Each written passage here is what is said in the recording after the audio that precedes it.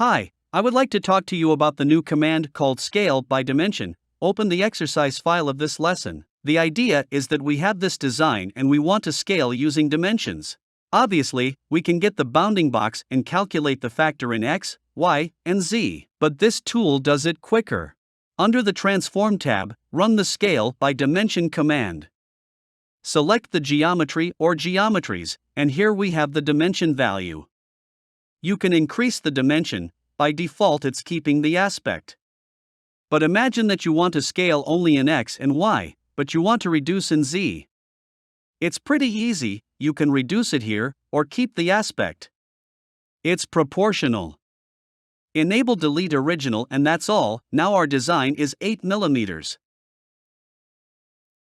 Thanks for watching.